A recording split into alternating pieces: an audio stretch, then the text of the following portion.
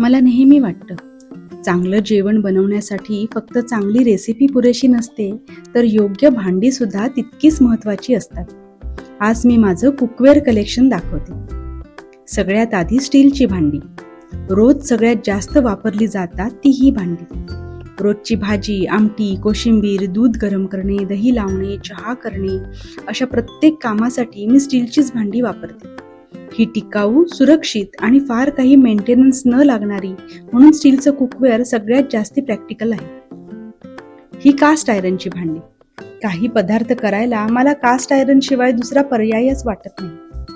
डोसा, उत्तप्पा, धिरडं, थालीपीठ, पराठे, कटलेट यावर छान होतातच, पण कारलं, भेंडी, तोंडली, बटाटा या भाज्या सुद्धा छान कुरकुरीत करायला ही कास्ट आयरनची भांडी उपयोगाला येतात.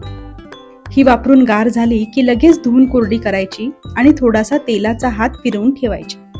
ही भांडी जितकी जुनी होतात तितकीच अजून चांगली होत जातात. आता माझे सगळ्यात आवडते डच ओव्हन्स. हे कास्ट आयरनचेच असतात, पण आत बाहेर सिरॅमिकचं म्हणजे इनॅमलचं कोटिंग असतं. त्यामुळे टोमॅटो बेस म्हणजे आंबट पदार्थही यात बनवता येतात. हे स्लो कुकिंगसाठी जसं की छोले, राजमा, अख्खा मसूर, बिर्याणी, पुलाव यात सुंदर बनतात.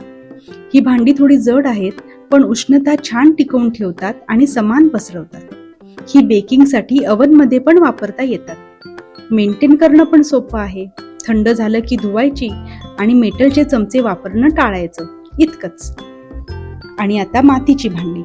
यात शिजवलेल्या अन्नाची चव खरोखरच वेगळी असते. यात आमटी, भाजी, खिचडी सर्वच पदार्थ खूप छान होतात.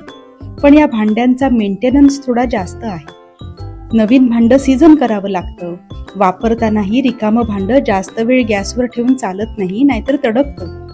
धुतानाही साबण वापरायचा नाही आणि धुतलं की लगेच कोरडं करून ठेवायचं, म्हणजे बुरशी येत नाही. माझं कुकवेअर कलेक्शन खूप मोठं आहे, कारण मला कुकिंगची आवड आहे आणि त्यांची देखभाल करण्यासाठी माझ्याकडे वेळही आहे.